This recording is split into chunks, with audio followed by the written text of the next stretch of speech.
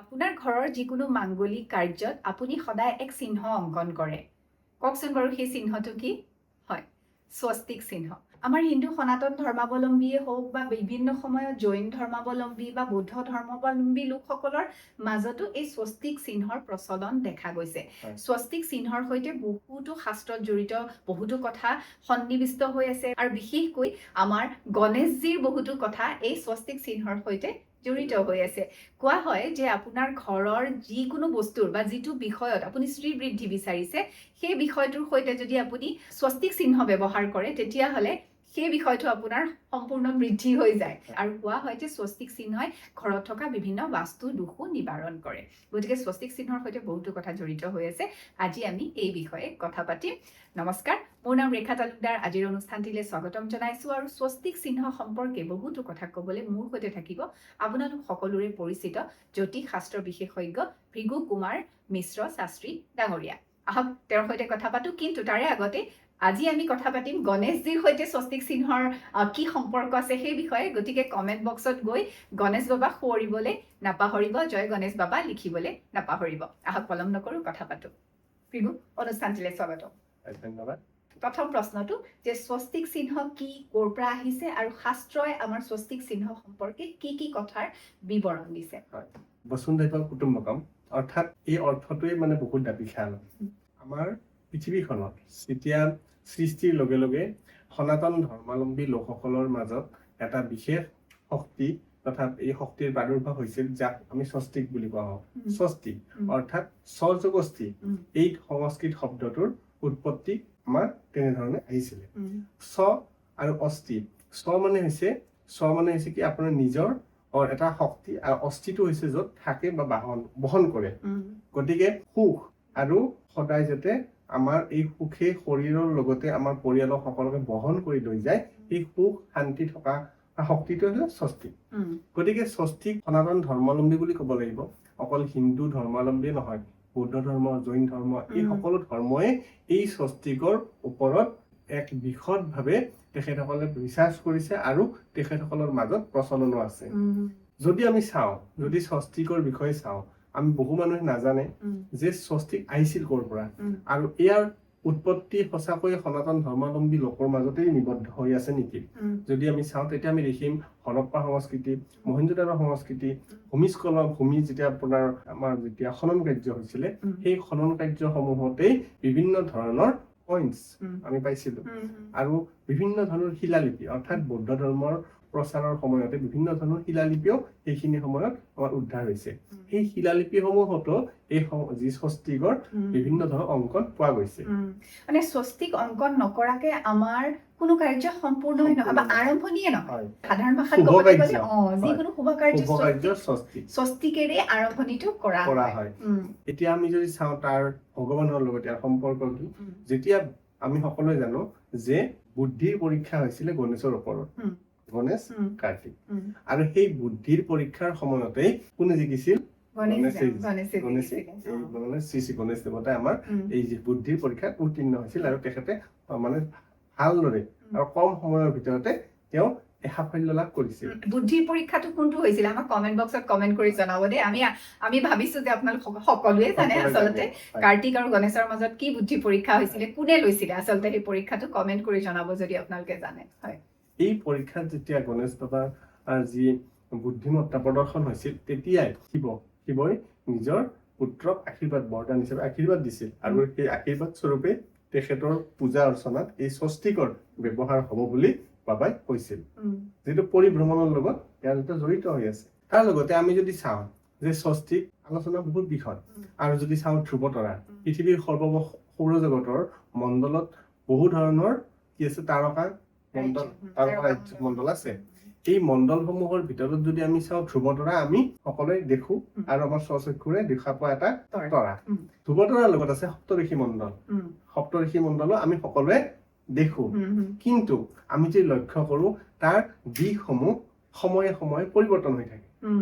শীতকালত, গ্ৰীষ্মকালত, বসন্তকালত সেই সপ্তঋষি মণ্ডলসমূহ ধ্ৰুৱতৰাৰ পূব, পশ্চিম, উত্তৰ, দক্ষিণ দিশলৈকে সেইসমূহ, অৰ্থাৎ ধ্ৰুৱতৰা আৰু এই সপ্তঋষি মণ্ডলৰ যি পৰিভ্ৰমণ বিশ্ব ব্ৰহ্মাণ্ডখনত হৈ আছে, উম, এই মণ্ডলত হৈ আছে, আমি যদি সেই অংকন কৰো সেই এটা সম্পূৰ্ণভাৱে স্বস্তিকৰ আকৃতি হয়। উম, গতিকে চাওক আমি কিমান এটা শক্তিশালী অংকন, উম। যি প্ৰতীক চিহ্নই আমাৰ জীৱনত বহুখিনি প্ৰভাৱ পৰিব পাৰে। উম, এই যে নৱমণ্ডলৰ ওপৰত ধ্ৰুৱ তৰাৰ বিশেষত্ব, লগতে সপ্তঋষি মণ্ডলৰ যি বিশেষত্ব, এই বিশেষত্বই আমাৰ জীৱনতো নিশ্চয় প্ৰভাৱ পেলাব।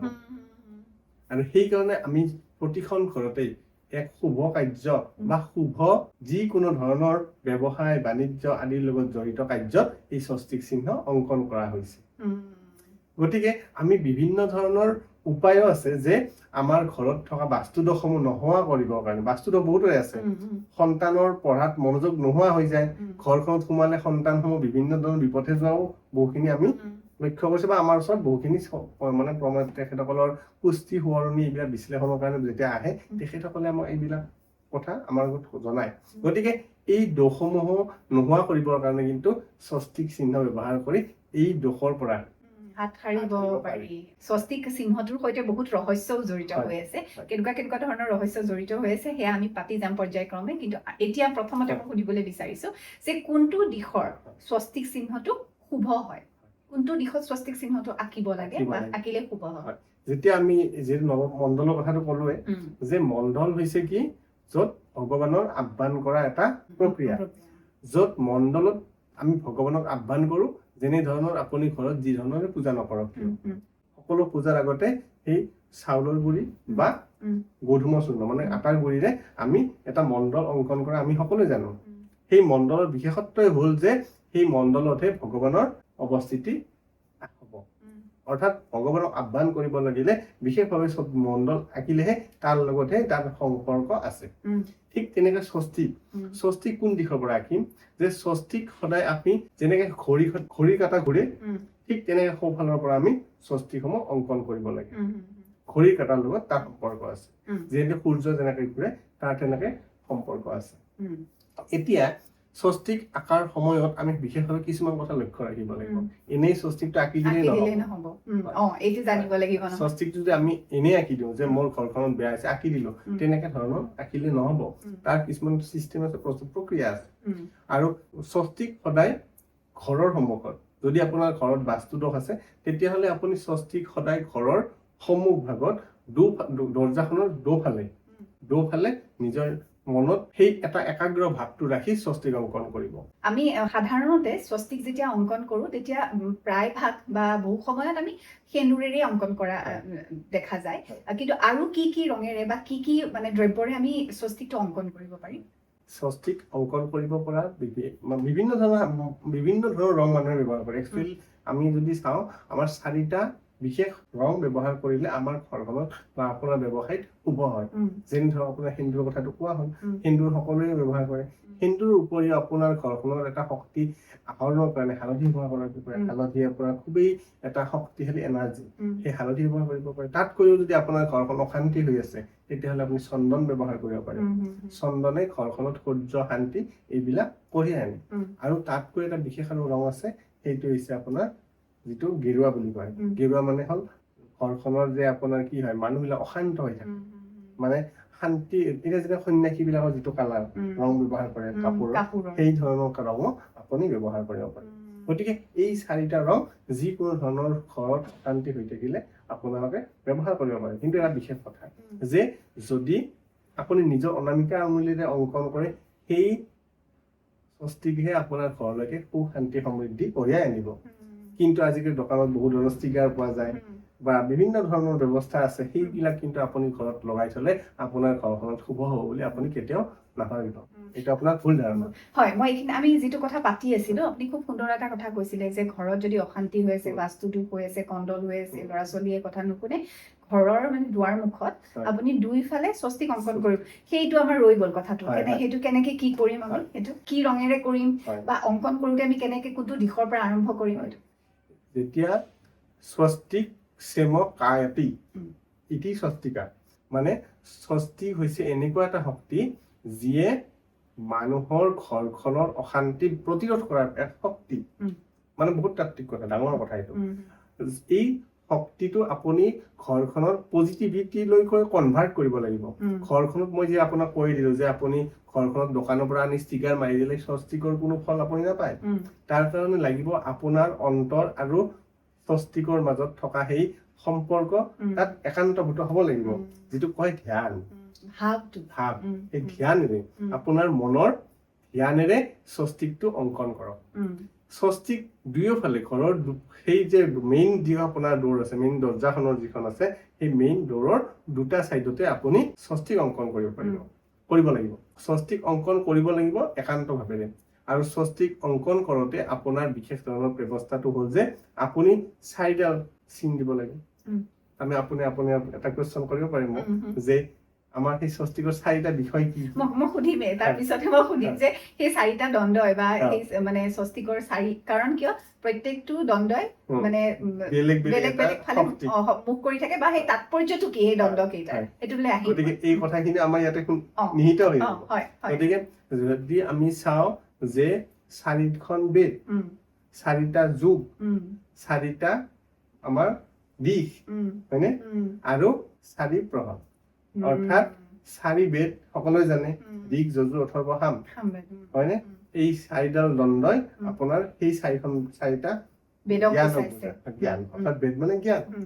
4টা হ'ল আমাৰ কাম অৰ্থ ক্ষম মোক্ষ।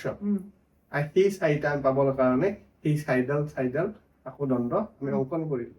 তাৰপিছত আহিলে এই যে মাজত যে বিন্দু এটা দিয়া হয়, স্বস্তিকৰ মাজত সদায় আপোনাৰ ক্ৰছ সদায় আঁকিব নাপায়, ক্ৰছ ছবি কেতিয়াও নহয়, তাক সদায় অংকন কৰাৰ কিছুমান নিয়ম আছে। সেই ধৰণেহে আঁকিব লাগিব। মাজত আপোনাৰ গেপ থাকিব লাগিব, মানে মাজত ঠাই অকমান খালী ৰাখিব লাগিব। সেই খালীটো ৰঙা ফটেৰে তাক সম্পূৰ্ণ কৰিব লাগিব। এই যে ৰঙা ফটটো ব্যৱহাৰ কৰিব, ই আপোনাক সূৰ্যৰ অৰ্থাৎ শক্তিৰ আহৰণৰ কাৰণে এক দুৱাৰ মুকলি কৰাৰ উপায় আপোনাক দি থৈ গৈছে। গতিকে এই 4টা শক্তি, 4টা দিশ, ঠিক তেনেকে ব্ৰহ্মা বিষ্ণু মহেশ্বৰ লগত গণেশ, আমাৰ এই যে বিশ্বখন নিয়ন্ত্ৰণ হৈ আছে এই শক্তিকেইটাৰ ওপৰতে নিহিত হৈ আছে। ব্ৰহ্মা বিষ্ণু মহেশ্বৰ। আকৌ এটা কথা যে এই যে মাজত যে আমি বিন্দুটো দিলো, সেইটো আকৌ বিষ্ণুৰ পেটত যে নাভিৰ কমলৰ পৰা যে ব্ৰহ্মাৰ সৃষ্টি হৈছিলে, সেই বিন্দুটোৱেও সূচায়। মানে এইটো এটা এনাৰ্জি, কাৰণ বিষ্ণুৰ নাভিৰ পৰা ব্ৰহ্মাৰ সৃষ্টি হৈছিল, আৰু সেই এনাৰ্জিটোৱে আমাৰ কি হৈছে এই স্বস্তিকত নিহিত হৈ আছে। গতিকে এনেকুৱা এটা শক্তিশালী চিহ্ন যদি আমি ঘৰখনত আমি নিজৰ বিশ্বাস সহকাৰে, শ্ৰদ্ধা সহকাৰে অংকন কৰো, নিশ্চয় সেই স্বস্তিকে আপোনাৰ ঘৰখনত এনেকুৱা ধৰণৰ এটা শক্তি প্ৰবাহ কৰি ৰাখিব, যিটো প্ৰবাহে আপোনাৰ ঘৰত হৈ থকা অমংগল, অশান্তি বা কণ্ডল এইসমূহ লাহে লাহে আঁতৰাই নিয়াত সহায় কৰিব। এই যে ৰঙা ফটৰ কথাটো কৈ আছো, আমি আকৌ ঘূৰি আহিছো। যেতিয়া আমি মেইন দৰ্জাখনৰ দুয়োফালে আপুনি স্বস্তিক অংকন কৰিছে, এই স্বস্তিক কিন্তু ৰঙা সেন্দুৰেৰে আপুনি কৰিব। আৰু প্ৰতিদিনে ৰাতিপুৱা মেইন দৰ্জাখনৰ দুয়ো চাইডত প্ৰতিদিনে আপুনি ৰঙা সেন্দুৰে সেই ওপৰে প্ৰতিদিনে আপুনি অংকন কৰিব লাগিব। তেতিয়াহে আপুনি সেই ফলটো পাব। এদিন আঁকি থৈ দিলে তাৰ ফল প্ৰতিদিনে প্ৰবাহিত নহয়। প্ৰতিদিনে ৰাতিপুৱা স্নান কৰি আহি আপুনি প্ৰতিদিনেই ৰাতিপুৱা সেই ছবি অংকন কৰিব লাগিব। সেই স্বস্তিকৰ যিটো আপোনাৰ ব্যৱস্থা বনাই থোৱা আছে, তাৰ ওপৰত আপুনি ৰঙা সেন্দুৰৰ সদায় প্ৰলেপ দিব লাগিব। তেতিয়াহে আপোনাৰ মনত থকা যি সংকল্প, সেই সংকল্প সফল হ'ব। এতিয়া আকৌ কথা আহিলে যে সংকল্পৰ কথা আহিলে, আমাৰ সনাতন ধৰ্মত এক বিশেষ কথা আছে যে আমি যদি সংকল্প নোহোৱাকৈ কাৰ্য কৰো, তাৰ কোনো ধৰণৰ ফল লাভ কৰা নাযায়। সেইকাৰণে স্বস্তিক অঁকাটো আমি সংকল্প ল'ব লাগে যে আমি সংকল্প যি ভাৱনাৰে আপুনি লয়, সেই ভাৱনা প্ৰতিদিনে আপুনি স্নান কৰি আহি স্বস্তিক অংকন কৰাৰ সময়ত সেই সংকল্প প্ৰতিবাৰে মনত আওৰাব লাগিব। তেতিয়াহে সেই যে আপোনাৰ মনৰ যি ভাৱ, আপোনাৰ ঘৰখনত যি বিচাৰিছে, ঘৰখনত যি ধৰণৰ সমস্যা হৈ আছে, সেই সমস্যা আঁতৰাত আপোনাৰ সহায় হ'ব। স্বস্তিকৰ বহুত মাহাত্ম্য আছে আৰু বহুত কথা জড়িত হৈ আছে। মই কিন্তু আৰু এটা কথা সুধিছো আপোনাক, শাস্ত্ৰত এতিয়া ধৰক আপোনালোকে ধৰক যিহেতু অধ্যয়ন কৰি থাকে, এই বস্তুটোৰ লগত বা বিষয়টোৰ লগতে আপোনালোকে জড়িত, শাস্ত্ৰত ইয়াৰ বিষয়ে কি উল্লেখ আছে? স্বস্তিক প্ৰথমতেতো আহিল সনাতন ধৰ্মৰ এক মূল উৎস।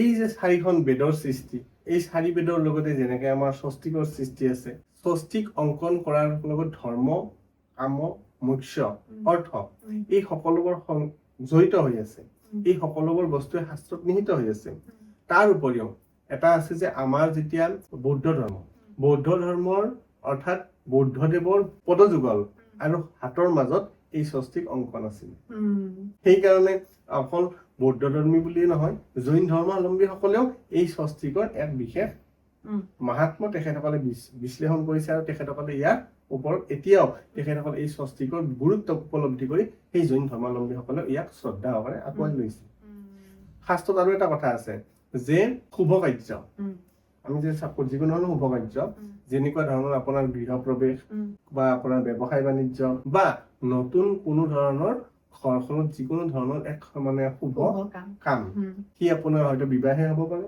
বা সংস্কাৰ কাৰ্যই হ'ব পাৰে বা দীপাৱলীতো নিজৰ ঘৰ প্ৰতিষ্ঠা সেই ঘটত ছবি আমি এই স্বস্তিকৰ চিহ্ন অংকন কৰিব লাগিব এই স্বস্তিকৰ চিহ্ন অংকন কৰাৰ মূলতেই হ'ল গণেশ বাবা আৰু লক্ষ্মী গণেশ বাবা সংকট মোচন লক্ষ্মী হ'ল আমাৰ ধনৰ অধিষ্ঠাত্ৰী গৰাকী গতিকে ধন আৰু সংকট এই দুটা বস্তু যাতে আমাৰ ঘৰখনৰ পৰা কি হয় ধন সদায় আহি থাকে আৰু সংকট সময় আঁতৰি যায় এই ব্যৱস্থাপনা যিটো আছে এই ব্যৱস্থাপনাটোক সদায় সুস্থ কৰি ৰাখিবৰ কাৰণে আমাৰ শাস্ত্ৰই এই ব্যৱস্থা নিক্ষেপ কৰিছে অৰ্থাৎ স্বস্তিক চিহ্নৰ ব্যৱস্থা প্ৰদান কৰিছে গতিকে স্বস্তিক চিহ্নই আমাৰ ঘৰখনত কি কৰিব সুখ শান্তি সমৃদ্ধি ধন আহৰণ কৰাত এটা যেনেকৈ আমি ঘৰত গলত আমি তাবিজ ধাৰণ কৰো হয়নে আমি বিভিন্ন ধৰণৰ পাথৰ ব্যৱহাৰ কৰো ঠিক তেনেকৈ ঘৰখনত অংকিত হৈ থকা সেই স্বস্তিকে আপোনাৰ ঘৰখনত এক শক্তিত পৰিণত হয় অৰ্থাৎ ঘৰখনৰ নিগেটিভ এনাৰ্জি কেতিয়াও আহিব নোৱাৰে প্ৰৱেশ কৰিব নোৱাৰে মেইন যেতিয়া আপুনি দৰ্জাখনৰ সন্মুখত যেতিয়া স্বস্তিক অংকন কৰিব কোনোবা মানুহে যদি আপোনাক কিবা ধৰণৰ নিগেটিভ মন লৈ পেলাই আপোনাৰ ঘৰত প্ৰৱেশ কৰিব বিচাৰিছিল সেই স্বস্তিক চিহ্নই আপোনাক বাধা দিব অৰ্থাৎ আপোনাৰ সেই এনাৰ্জি বেয়া এনাৰ্জি তাতে নষ্ট হৈ যাব গতিকে এনেকুৱা এটা স্বস্তিকৰ মাহাত্ম্য আছে হয় এতিয়া আমি স্বস্তিক চিহ্ন অংকন কৰাৰ শুদ্ধ প্ৰক্ৰিয়াটো কিদৰে আমি কোনফালৰ পৰা আৰম্ভ কৰি কোনফাললৈকে লৈ যাম কিদৰে অংকন কৰিম হয় আমাৰ স্বস্তিক চিহ্নটো সদায় ওপৰৰ পৰা তললৈকে আহিব লাগিব গতিকে আমি 4ডাল চিহ্ন অংকন কৰিব লাগিব 4ডাল চিহ্ন 4ডাল মাত্ৰা আমি প্ৰথম পূবৰ পৰা পশ্চিমলৈকে গোটেই সম্পূৰ্ণ চিহ্নডাল আমি আঁকিব নোৱাৰিম আধা আঁকি আমি তাত ষ্টপ হ'ব লাগিব তাৰপিছত আপোনাৰ উত্তৰ দিশৰ পৰা মধ্যমৰ পৰা আপোনাৰ উত্তৰ দিশলৈকে কাৰণ আমি এতিয়া মুখেৰে ক'লে হয়তো আপুনি বুজিব দিগদাৰ হ'ব কিন্তু সদায় সোঁফালৰ পৰা অৰ্থাৎ ৰেখাবিলাক আপুনি সম্পূৰ্ণকৈ টানি টানি মাজেৰে ক্ৰছ কৰি নাহিব সদায় ৰেখাবোৰ এফালৰ পৰা অংকন কৰি তাক সম্পূৰ্ণ কৰিব লাগে অৰ্থাৎ সোঁফালৰ পৰা প্ৰথম পূবৰ পৰা পশ্চিমলৈ যিডাল ৰেখা আহিব সেইডাল অংকন কৰিম তাৰপিছত আমি দক্ষিণৰ পৰা অংকন কৰিম দক্ষিণৰ ৰেখাডাল তাৰপিছত আমি পশ্চিমৰ ৰেখাডাল অংকন কৰিম পশ্চিমলৈ তাৰপিছত আমি যিডাল আমাৰ উত্তৰ ৰেখাডাল অংকন কৰিম গতিকে আমাৰ এইটো এটা ষ্ট্ৰাকচাৰটো হৈ যাব ঠিক তেনেকৈ আকৌ ওপৰৰ যিডাল মাত্ৰা থাকিব সেই মাত্ৰাবোৰ আমি এফালৰ পৰা ঘড়ীয়ে কটাৰ যেনেকৈ চিহ্ন ঠিক তেনেকৈ আমি অংকন কৰি আহি থাকিম আৰু সেই অংকন কৰি অহাৰ লগে লগে মনৰ ভাৱনাটো আপোনাৰ সঠিক শুদ্ধ হ'ব লাগিব কাৰণ সেই মনৰ ভাৱনাইহে আপোনাৰ স্বস্তিকত এনাৰ্জি নিহিত হৈ যায় ই কোনো ছবি নহয় ই হৈছে এটা এনাৰ্জি গতিকে সেই এনাৰ্জি গ্ৰহণ কৰিবৰ কাৰণে আমাৰ লাগিব যে আমাৰ মনৰ একাত্মবোধ আৰু স্বস্তিকৰ যি আসক্তি সেই শক্তিক আপুনি বুজি তাক উপলব্ধি কৰিহে অংকন কৰিব লাগিব খুব সুন্দৰ কথা কৈছে স্বস্তিক কেৱল চিহ্ন নহয় বা ৰেখা নহয় ই হৈছে আচলতে অস্ত্ৰ এনে এবিধ অস্ত্ৰ যিটো শাস্ত্ৰই আমাক দি থৈ গৈছে আমাৰ ঋষি মুনিসকলে আমাৰ মানে দেৱতাসকলে আমাক এনে এক অস্ত্ৰ দিছে যাৰ জৰিয়তে আমি জীৱনৰ সকলো সমস্যাৰ সমাধান কৰিব পাৰো নহয় জানো ইমান ডাঙৰ ৰহস্য এটা অন্তৰ্নিহিত হৈ আছে মই পৰৱৰ্তী প্ৰশ্নটোলৈ গৈছো বহু সময়ত কোৱা শুনিছো যে আপুনি যিটো বস্তুৰ বৃদ্ধিটো বিচাৰিছে বা অধিক হোৱাটো বিচাৰিছে তাতে আপুনি স্বস্তিক চিহ্নটো অংকন কৰি দিয়ক যিদৰে ধৰক আমি পইচা ৰখা স্থানটোত বা সেই লকাৰটোত যদি আমি স্বস্তিক চিহ্নটো অংকন কৰি দিওঁ তেতিয়াহ'লে ধন বৃদ্ধি হয় হেনো কোনোবা ল'ৰা ছোৱালীয়ে যদি পঢ়াত মন কৰা নাই তেতিয়াহ'লে পঢ়া শুনা কৰা টেবুলটোৰ ওপৰত আপুনি স্বস্তিক চিহ্ন আঁকি দিয়ক আপোনাৰ সন্তানটিৰ মানে পঢ়া শুনাত বৃদ্ধি হয় তেনেধৰণে মানে ঘৰত যিটো আপুনি নিগেটিভিটিৰ কথা ক'লে আপুনি স্বস্তিক চিহ্নটো অংকন কৰি দিয়ক তেতিয়াহ'লে নিগেটিভিটিটো নাহে এই কথাটো সঁচা নে মিছা এইটো মানে 100% ক'ব লাগিব যেহেতু সঁচা বুলি কিয় প্ৰমাণ আছে যে আমাৰ পিৰামিডৰ ধাৰণাটো আছে নহয় যে পিৰামিডটো আমাৰ অলৰেডি বনাই থোৱা আছে এই পিৰামিডৰ বহু ধৰণৰ ৰিচাৰ্চ হৈছে আৰু পিৰামিডৰ যে ধাৰণা পিৰামিডৰ ধাৰণা ধ্ৰুৱতৰাৰ লগত জড়িত তাত বহিলে আমি কি হয় ধ্ৰুৱতৰা হৈছে এখন বৈকুণ্ঠ অৰ্থাৎ ধ্ৰুৱতৰাটো আমি বৈকুণ্ঠ বুলি আমাৰ শাস্ত্ৰই কয় গতিকে যদি আপোনাৰ মনৰ ভাৱটো সঠিক হৈ থাকে আৰু ধ্যানেৰে যদি আপুনি সদায় সেই স্বস্তিকত একাত্মবোধ অনুসৰণ কৰি পেলাই আপুনি স্বস্তিক অংকন কৰে আৰু সেই স্বস্তিক যদি প্ৰতিদিনে মই যেনেকে কৈছো প্ৰতিদিনে যদি আপুনি এক ধাৰণা সংকল্প লৈ পেলাই আপুনি প্ৰতিদিনে অংকন কৰে আপুনি ধৰক যে আপুনি সদায় যদি অংকন কৰি যায় তেতিয়াহ'লে আপোনাৰ সেই মনোকামনা নিশ্চয় পূৰ্ণ হ'ব যেনেকে ধনৰ বৃদ্ধিৰ কথা আপুনি ক'লে ঠিক ধন বৃদ্ধিৰ কাৰণে যদি প্ৰতিদিনে স্বস্তিক অংকন কৰে আপোনাৰ সেই স্বস্তিকে আপোনাৰ ঘৰত ধনৰ আগমন নিশ্চয় কৰাব আৰু এটা বিশেষ কথা যে বিভিন্ন অকল সনাতন ধৰ্মাৱলম্বী বুলি নহয় জাৰ্মানসকলেও কিন্তু স্বস্তিকৰ চিহ্ন এটা ব্যৱহাৰ কৰিছিল জাৰ্মানসকলেও আৰু জেমি নেউল বুলি এজন ৰাইটাৰ আছে তেখেতে বৰ ধুনীয়া এটা কিতাপত এখন লিখিছে যে এটা উইজডম অফ পিৰামিড টেক্সট বুলি সেই টেক্সটত তেখেতসকলে লিখিছে যে স্বস্তিকে মানুহৰ সৰ্বাংগীন কল্যাণ কৰিব পাৰে গতিকে স্বস্তিক য'ত অংকন কৰিব স্বস্তিক অংকন কৰি যাত আপোনাৰ যিকোনো ধৰণৰ এনাৰ্জি তালৈকে টানি আনিব সেই স্বস্তিক যদি অংকন কৰি আপুনি যি ধৰণৰ সংকল্পৰে আপুনি প্ৰতিদিনে তাত নিক্ষেপ কৰিব যি ধৰণৰ পূজা কৰিব যি ধৰণে কৰি থাকিব যি ধৰ্মৰে নকৰক কৰি থাকিব তেতিয়া আপুনি দেখিব সেই স্বস্তিকত এটা এনেকুৱা এটা এনাৰ্জি ক্ৰিয়েট হ'ব যে আপোনাৰ ঘৰখন সোমায়ে মানুহৰ মনত এক পজিটিভ চিন্তা আহিব গতিকে এনেকুৱা এটা শক্তি যিটো স্বস্তিকক আপুনি কোনো মানুহে তাক অস্বীকাৰ কৰিব নোৱাৰে বহু সময়ত বহুত মানে বিগ্ৰহত দেখিছো বিশেষকৈ আমাৰ গণেশ বাবাৰ বিগ্ৰহত দেখিছো কপালত স্বস্তিক এইটো কিহৰ কাৰণে থাকে এই যে আমি ক'লো যে প্ৰথম কাহিনীতে কৈ দিলো যে স্বস্তিকৰ যিটো কাহিনী যে আমাৰ শিৱই যে বৰদান দিলে যে শুভ কাৰ্য যিকোনো শুভ কাৰ্য কৰাৰ আগতে আমি গণেশক স্তুতি কৰিবই লাগিব সকলো দেৱ কাৰ্যতে গণেশৰ পূজা হ'ব গতিকে সেইকাৰণে স্বস্তি ভৱনটো সুখী ন স্বস্তি মানে কি হ'ল সকলোকে সুখ শান্তি সমৃদ্ধি আমাৰ যিবিলাক ধৰ্ম কাৰ্য কৰা হয় যিবিলাক পূজা পাৰ্বণ আছে চলি আছে সকলো পূজাতে কিন্তু সেই স্বস্তি বুলি আমি আগতে ক'বই লাগিব মানে স্বস্তি হৈছে সুখ শান্তিৰ এটা আহৰণৰ এটা আহিলা গতিকে দেৱতা অৰ্থাৎ গণেশ বাবাৰ লগতো ভগৱান শিৱক বৰদানে দি দিলে গতিকে বৰদান যেতিয়া পাই গ'ল সেই বৰদানৰ মাহাত্ম্য অনুসৰি দেখিছো যে স্বস্তিক অকাৰ লগে লগে গণেশক আহ্বান কৰা হৈয়ে গ'ল গতিকে গণেশ আহিলে মানে আপোনাৰ ঘৰখনত সকলো ধৰণৰ সংকট নাশ হৈ গ'ল গতিকে তেওঁ নিজেই এটা হ'ল স্বস্তি তেওঁ নিজেই স্বস্তি সেইকাৰণে সংকট মোচনৰ কাৰণে স্বস্তিক অংকন কৰাটো এটা শক্তি আমি আমাৰ শাস্ত্ৰই তাক উদ্ধৃতি দি থৈ গৈছে খুব সুন্দৰ কথা হয় আমি আৰম্ভণিতে কৈছিলো যে আমি 10টা স্বস্তিকৰ সৈতে জড়িত ৰহস্য বা 10টা কথা মানে আমি আজি পাতিম গতিকে আৰম্ভণি কৰো কি 10টা কথা হ'ব প্ৰথম কথা যে 10টা বুলি ক'লে আমাৰ কি হয়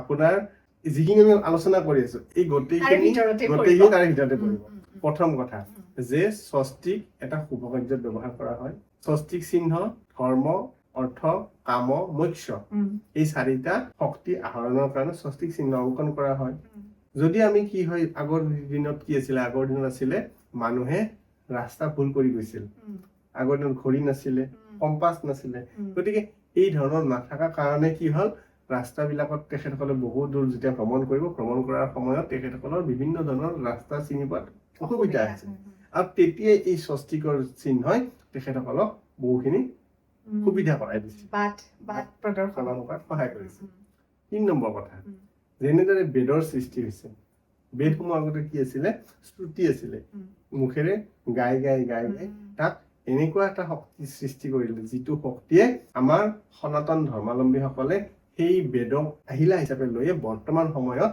যি এক সনাতনী ধৰ্ম প্ৰচাৰ হৈ আছে যি চলি আছে যাক আমি নুই কৰিব নোৱাৰো যেনে ধৰণে কথাটো যে যদি কোনোবাই কয় যে পূজা পাৰ্বণ বন্ধ কৰি দিয়া যাব পাৰিব নেকি কিন্তু পূজা পাৰ্বণ কেতিয়াও বন্ধ নহয় কিয় বন্ধ নহয় আমি নদীক পূজা কৰো আমি মাতৃক পূজা কৰো আমি অকল দেৱতাকে পূজা নকৰো প্ৰতিজন আই মাতৃ নদী অগ্নি বায়ু জল গোটেই আমাৰ দেৱতা গতিকে আমি দেৱতা পূজাহে প্ৰকৃতিয়ে আমাৰ আমাৰ দেৱতা দেৱতা। গতিকে প্ৰকৃতি আমি আমাৰ দেৱ দেৱতা। পূজা বন্ধ কৰিম কেনেকে? অকল বিগ্ৰহতেতো আমি দেৱতা পূজা নকৰো, আমাৰ প্ৰকৃতিকে আমি পূজা কৰো। সেইকাৰণে স্বস্তিক সদায় বিদ্যমান, আৰু সেইকাৰণে স্বস্তিক এনেকুৱা এটা শক্তি, যি শক্তিক আমি পূজা কৰিলে আমাক দেৱতা নালাগে, আমাক বিগ্ৰহ নালাগে, তাতেই আমি শক্তি বা এনাৰ্জি আহৰণ কৰিব পাৰো। বিগ্ৰহ যদি নাইও, আপোনাৰ বোলে ঘৰত গণেশ বাবাৰ বোলে মূৰ্তি নাই, প্ৰতিমূৰ্তি নাই, বিগ্ৰহ নাই, আপুনি স্বস্তিক অংকন কৰক, স্বস্তিককে আপুনি পূজা কৰক, আপুনি তাতেই সকলোবিলাক আপুনি তাতেই পাব। খুব সুন্দৰ কথা। হয়। আৰু যদি চাওঁ যে অকল সনাতন ধৰ্ম বুলি নহয়, জৈন ধৰ্মৰ কথা কলো, বুদ্ধ ধৰ্মৰ কথা কলো, এই বুদ্ধ দেৱৰ কথা কলো, বুদ্ধ দেৱৰ ভৰি আৰু হাতৰ চিহ্নটো এই স্বস্তিকৰ আমি যি শক্তি, সেইটো আমি দেখিবলৈ পাইছো বা সেইটো আমাৰ অংকন হৈ আহিছে। তাৰ উপৰিও হৈছে কি, আমাৰ যে কাম অৰ্থ মুখ্য এইকেইটা আহৰণৰ কাৰণে আমি যিটো কথা কলো, এইকেইটা আমি কেনেকে আহৰণ কৰিম? স্বস্তিক অংকন কৰিম। স্বস্তিক অংকন কৰি তাতে নিজৰ ভাৱটো দিব লাগে, হয়, আপুনি কি দিব লাগে। বিচাৰিছে সেই ভাৱটো দিব লাগে। আৰু এটা কথা হ'ল যে এতিয়া যিবিলাক আমাৰ ধৰ্মীয় অনুষ্ঠান, যেনে হ'ল গৃহপ্ৰৱেশ, দেৱকাৰ্য, আপোনাৰ দীপাৱলী, নিজৰ ঘৰখনৰ শক্তি আহৰণৰ কাৰণে নিজৰ ঘৰখনত যি তিজৰি আছে বা আপুনি য'ত ধন ৰাখে, সেই ধনৰ ব্যৱসায়ৰ বাণিজ্যৰ আদি কৰি সকলোবোৰ শুভ কাৰ্যতে বা যি ধৰণৰ মনোকামনাই নহওক, আপুনি সেই স্বস্তিক অংকন কৰি তাতেই আপুনি পূজা কৰক। যেনেকে আপোনাৰ ঘৰখনত থকা ব্যৱসায় বাণিজ্য কৰাৰ কথাটো কৈছে, যদি আপুনি ঘৰখনতে ব্যৱসায় বাণিজ্য আৰম্ভ কৰিছে, য'ত আপুনি ব্যৱসায় কৰা স্থানটো আছে, তাতে আপুনি ছবি অংকন কৰক, স্বস্তিকৰ চিহ্ন অংকন কৰি তাতে আপুনি প্ৰতিদিনে আপুনি নিজে পূজা কৰক, আপোনাৰ ব্যৱসায় বাণিজ্য সুন্দৰ হ'ব। আৰু এটা কথা বিশেষভাৱে আমি লক্ষ্য ৰাখিব লাগিব যে সূৰ্য যেনেকে পৃথিৱীখনত প্ৰতিদিনে ওলায়, সূৰ্যৰ পৰা আমি আহৰণ কৰো কি শক্তি, আৰু সূৰ্য নহলে আমাৰ শৰীৰত কিয়ে নাথাকিব, বল, শক্তি, এনাৰ্জি গোটেই নাথাকিব। গতিকে স্বস্তিকো ঠিক তেনেকুৱাই সূৰ্যৰ প্ৰতীকৰ লগত ই নিহিত হৈ আছে। সেইকাৰণে আমি কোৱা হয়, আমাৰ শাস্ত্ৰই কৈছে যে প্ৰতিদিনে সূৰ্য যেনেকে উঠে, আপোনাৰ ঘৰখনতো সূৰ্যৰ উঠাৰ দৰে আপুনি ঘৰখনতো প্ৰতিদিনে স্বস্তিকৰ অংকন কৰিব। প্ৰতিদিনে স্বস্তিকৰ অংকন কৰাৰ ওপৰত বিশেষভাৱে গুৰুত্ব দান কৰিছে। বা আমি ধৰক আজি মই যিটো স্বস্তিক আঁকিলো, কালিও মই সেই তাৰে ওপৰতে আপুনি হিন্দু লগাব কৰিব পাৰিব। এনেকুৱা নহয় যে বেলেগ বেলেগ স্থানত আপুনি সেই একাত্ম শুদ্ধ ভাৱনাৰে, এই 10টাৰ ভিতৰত এটা কথা হ'ল কি, শুদ্ধ ভাৱনাৰে সেই অংকন কৰা চিহ্ন, স্বস্তিক চিহ্নই আপোনাৰ ঘৰখনত সৌন্দৰ্য, সূৰ্য, বীৰ্য, ঘৰৰ সুখ শান্তি কঢ়িয়াই আনিব। গতিকে আপোনাৰ শ্ৰদ্ধা লাগিব, শ্ৰদ্ধাৱান লগতে জ্ঞানম, হয়নে? শ্ৰদ্ধা থাকিলেহে আপুনি জ্ঞান পাব। স্বস্তিকত যদি শ্ৰদ্ধা সহকাৰে অংকন নকৰে, তেতিয়াহ'লে আপোনাৰ জ্ঞান কি, আপোনাৰ কোনো ধৰণৰ এনাৰ্জিও নহ'ব, সময়হে নষ্ট হ'ব। যদি আপোনাৰ শ্ৰদ্ধা বিশ্বাস নাই, তেতিয়াহ'লে আপুনি ইয়াৰ পৰা দূৰত থকাই ভাল। আৰু এটা কথা, ভগা বাচন, ভগা বস্তুৰ ওপৰত যিকোনো ধৰণৰ অপবিত্ৰ ঠাই, সেই ঠাইসমূহত আপুনি কেতিয়াও স্বস্তিক অংকন নকৰিব, কাৰণ সেইসমূহ সামগ্ৰীত বা সেইসমূহ ভগা বা বেয়া ঠাইত অংকন কৰিলে আপোনাৰ নিজৰে ক্ষতি হ'ব। ফলত এনাৰ্জিও নিগেটিভ হৈ যাব, ফলত বেয়া শক্তিহে আপোনাৰ ঘৰখনত প্ৰবাহিত হ'ব। সেইকাৰণে সাৱধান হ'ব যাতে কোনো ধৰণৰ বেয়া ঠাইত বা বেয়া বস্তুৰে বা বেয়া সামগ্ৰীৰে, অৰ্থাৎ সিন্দুৰটো আপোনাৰ বেয়া হৈছে, তাক ব্যৱহাৰ নকৰিব। হালধিখিনি বেয়া হৈছে, তাক ব্যৱহাৰ নকৰিব। ঠিক তেনেকুৱা কুমকুম যদি ব্যৱহাৰ কৰি আছে, সেই কুমকুমটো যদি বেয়া হৈছে, তাক ব্যৱহাৰ নকৰিব। কোনো ধৰণৰ বেয়া সামগ্ৰী, বেয়া ভাৱনা, বেয়া শক্তিৰে আপুনি কেতিয়াও স্বস্তিক অংকন নকৰিব। যি স্বস্তিক এনেকুৱা এটা এনাৰ্জি আছে, যি ধ্ৰুৱতৰাৰ লগত জড়িত আছে, যি সপ্তৰশী মণ্ডলৰ লগত জড়িত আছে, সেই গণেশ বাবাৰ লগত জড়িত হৈ আছে। গণেশ বাবাটো আমাৰ জড়িত আছে। যদি কোনোবা মানুহে কয় যে গণেশ বাবাক বিশ্বাস নকৰো, পৃথিৱীখনত থকা সেই ধ্ৰুৱতৰা, সেই সপ্তঋষি মণ্ডল, সেইটোকতো বিশ্বাস তেখেতসকলে কৰিব লাগিব। বেদসমূহক বিশ্বাস কৰিব লাগিব। যদি আমি কয়, আমাৰ বহু মানুহ আছে যে আমি ভগৱানক দেখাই নাই, ভগৱানৰ স্বস্তিক আছে বুলি আমি কেনেকে মানি লম?